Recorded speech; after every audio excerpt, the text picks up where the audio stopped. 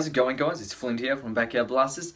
In today's video I've got a review that was sent to me by a customer in New Zealand who bought a couple of our products from the website, and he's filmed a guide to painting the toy gun and doing a custom makeover to it to make it look more realistic. He's using it in a film, I believe. I'm going to post a link to his YouTube channel in the description. This is a very comprehensive review that he's done. Let's get straight into it.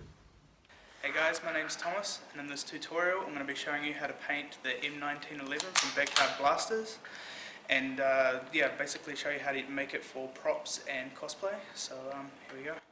I started off by removing the hand grip with a flathead screwdriver.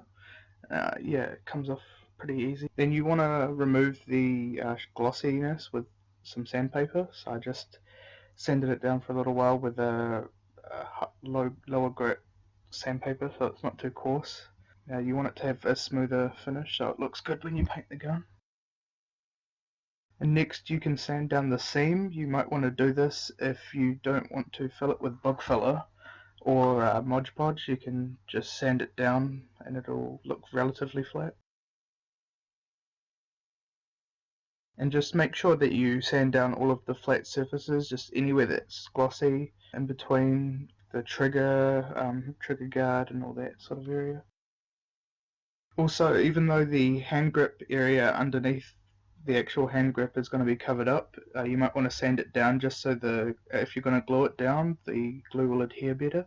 Make sure you really sand down the hand grip and any areas where your hand will be touching. Another area that's good to sand down is the barrel. If you pull back the slide and just try and sand it as good as you can, that area is going to have a lot of friction with the slide, and you want to make sure that the paint will stay on. Make sure you really lightly sand down the hand grips. You don't want to remove the texture or make it look too smooth. After you sand down the gun, you just want to go over it with a cloth.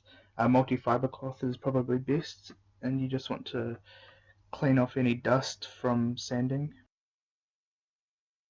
I was looking around for the clip to sand it, and I actually found it in the holster that you can buy from Backyard Blasters as well. It's pretty cool looking, so I thought I'd show you guys. I'll just get all of the sides because it will have friction with the gun, and you just want to make sure the paint will stick.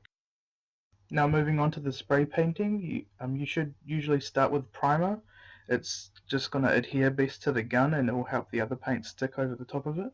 I used Rust-Oleum Painter's Primer.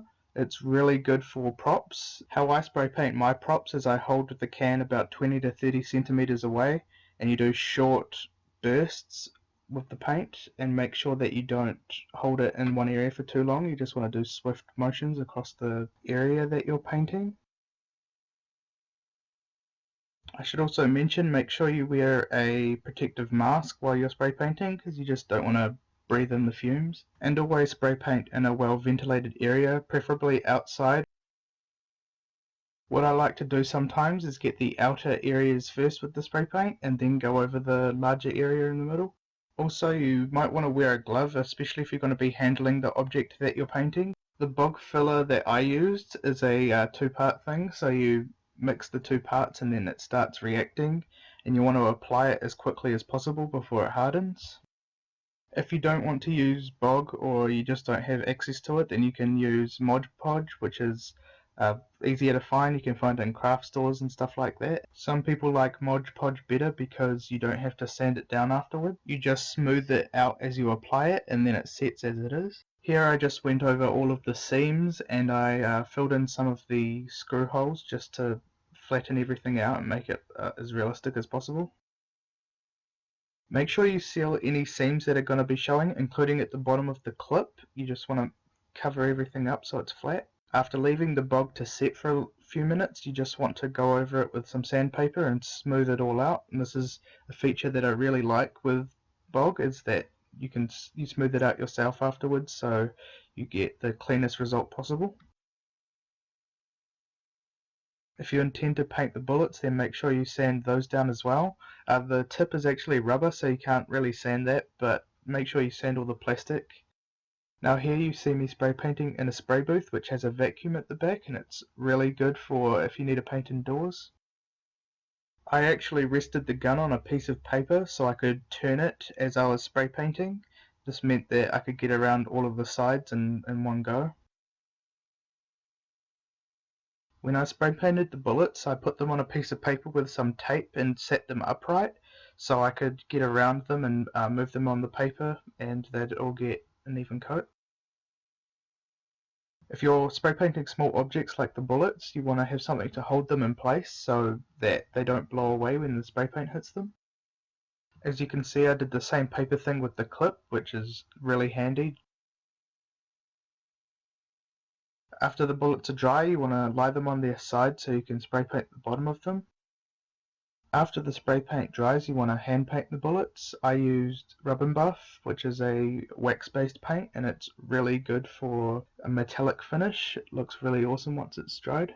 I used the Antique Gold Rub and Buff. You can get it from craft stores. It's really good paint to have for painting props. You can use a brush, or if you're wearing gloves, you can apply it with your finger. Just make sure that you apply even coats, and also make sure you remember to get the bottom of the bullet. The rubber tip of the bullet is a real hassle to paint, especially if you're going to be handling it at any point. As you can see, the paint came off on my finger quite a bit. For the tip of the bullet, I used a metallic copper paint, which looks really good once it's dry. These sort of paints are really good to have because they look great on props, and you can find this type of paint at any craft store, which is really handy. For adding detail to the hand grip, I decided to use a brown burnt umber paint, which is really good for a wash. You can use it to simulate dirt or grease, the sort of stuff that gets stuck in the grip or the creases in a gun. The idea when applying a wash is to get into all of the gaps, and then you want to wipe off the excess that's like on the surface.